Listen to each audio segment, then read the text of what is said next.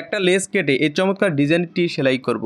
এর জন্য একটি চওড়া লেস নিতে হবে। লেসটা নেওয়ার পর নির্ণয় করতে হবে কোন দিক দিয়ে কাটিং করলে আমাদের লেসটা সুন্দর মতো সেট করা যাবে। তো এই নিয়মে ত্রিভুজটা আমরা আলাদা করে কাটিং করে নিলাম। এরপর মুহুরিটা হেম করার সময় আমাদেরকে এই ত্রিভুজটা মুহুরির হেমের সঙ্গে ভিতরে গুজিয়ে দিতে হবে। শুরু থেকে শেষ পর্যন্ত এক সমান গুজিয়ে দেব, আর ত্রিভুজটা যেন সমান বের হয় তা খেয়াল রাখবো। এই নিয়মে সেলাইটা দিয়ে নেওয়ার পর বাড়তি কাপড়টা উল্টো দিকে উল্টিয়ে একটা সেলাই দিয়ে নেব। এই নিয়মে সেলাইটা দিয়ে নেওয়ার পর লেস থেকে 3 ইঞ্চি উপরে একটি করে দাগ দিয়ে নিতে হবে। তো এই নিয়মে একটি দাগ দিয়ে দাগ বরাবর একটা মার্জিন টেনে নিতে হবে এবং মার্জিন বরাবর আমাদের কাটিং করে নিতে হবে। এবার আমাদের লেসের বাকি অংশটা আমাদের এইখানে জয়েন্ট লেস হিসেবে ব্যবহার করতে পারি। তো এই নিয়মে 1 ফিট সমান করে একটা সেলাই দিয়ে নেব। এরপর উল্টিয়ে একটা টপ সিন দিয়ে নেব। তো আপনি যদি সূত্রসহ দর্জি কাজ শিখতে চান তাহলে অবশ্যই আবার এই পেজটা ফলো করে সাথে থাকুন।